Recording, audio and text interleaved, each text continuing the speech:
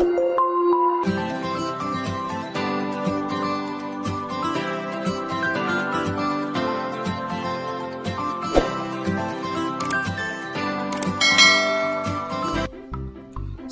warahmatullahi wabarakatuh.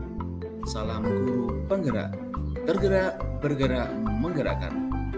Gimana kabarnya Bapak Guru hebat? Semoga kabarnya baik semuanya. Oke, berjumpa lagi dengan saya, Junaidi, SPD, calon guru penggerak angkatan 8 dari Kabupaten Rembang. Pada kesempatan video kali ini, saya akan mendemonstrasikan koneksi antar materi modul 1.4. Selanjutnya Bapak Guru hebat, pada koneksi antar materi modul 1.4 ini kita akan belajar tentang budaya positif. Nah, seorang guru harus memiliki kemampuan mewujudkan budaya positif di sekolah. Sebagai seorang guru, kita dapat melaksanakan budaya positif dengan menerapkan disiplin positif dan nilai-nilai kebajikan, memahami motivasi perilaku manusia yang berkaitan dengan hukuman, penghargaan, dan restitusi. Nah, pembuatan keyakinan sekolah atau kelas, pendalaman konsep, pemahaman ilmu kebutuhan manusia, penerapan sekitar restitusi dengan posisi kontrol dalam menyelesaikan masalah. Nah, apa itu disiplin positif? Dalam menciptakan lingkungan positif, yang perlu kita tinjau kembali adalah penerapan disiplin di sekolah. Kata disiplin kebanyakan orang menghubungkan dengan tata tertib, kepatuhan pada peraturan dan hukuman. Menurut Ki Hajar Dewantara, untuk menciptakan murid yang merdeka, syarat utamanya adalah harus ada disiplin yang kuat. Disiplin yang dimaksud adalah disiplin diri, yang memiliki motivasi internal. Disiplin diri juga mempelajari bagaimana cara kita mengontrol diri dan menguasai diri untuk memilih tindakan-tindakan yang mengacu nilai-nilai kebajikan universal dan memiliki motivasi intrinsik bukan ekstrinsik untuk tujuan mulia.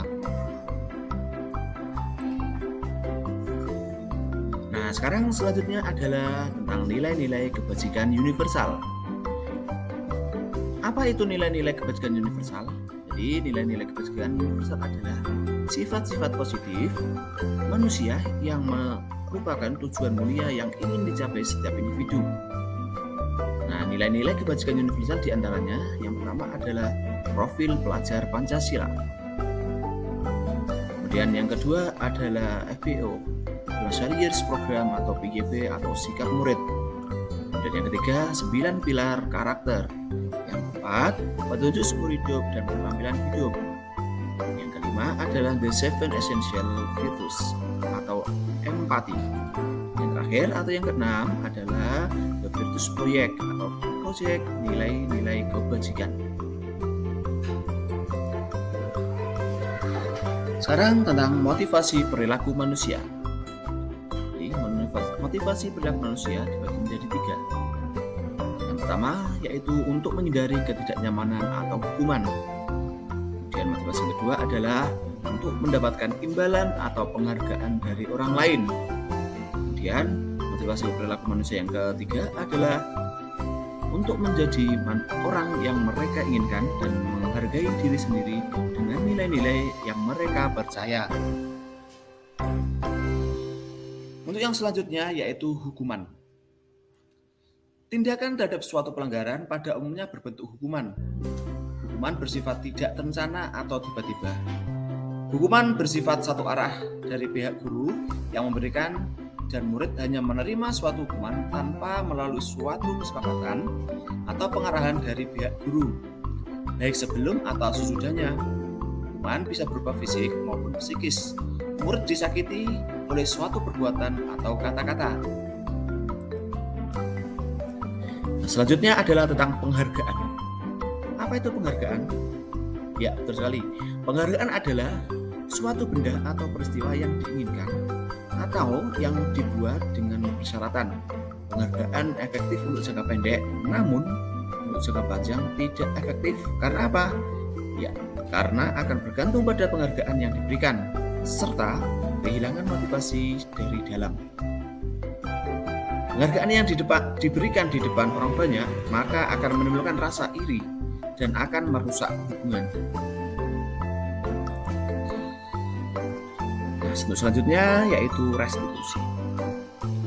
Pengertian dari restitusi adalah proses menciptakan kondisi bagi murid untuk memperbaiki kesalahan mereka, sehingga mereka bisa kembali pada kelompok mereka dengan karakter yang lebih kuat.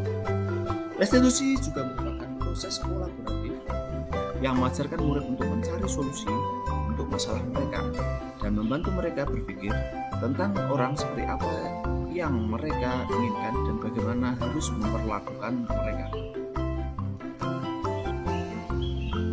Berikutnya adalah keyakinan kelas. Nilai-nilai yang kita sebut sebagai suatu keyakinan yaitu nilai-nilai kebajikan universal yang disepakati secara tersirat dan tersurat, terlepas dari latar belakang suku, negara, bahasa, maupun agama. Pada pembentukan keyakinan sekolah atau kelas, murid dapat diajak berdiskusi tentang tanggung jawab dan hak masing-masing warga kelas. Berikutnya adalah 5 kebutuhan manusia. Jadi 5 kebutuhan manusia dibagi menjadi 5. Yang pertama yaitu kebutuhan bertahan hidup. Kemudian yang kedua adalah kebutuhan pengakuan atas kemampuan penguasaan. Yang ketiga, kebutuhan akan pilihan atau kebebasan. Yang keempat adalah kebutuhan untuk diterima atau kasih sayang dan rasa diterima. Dan yang kelima adalah kebutuhan untuk merasa senang. Untuk selanjutnya adalah posisi kontrol.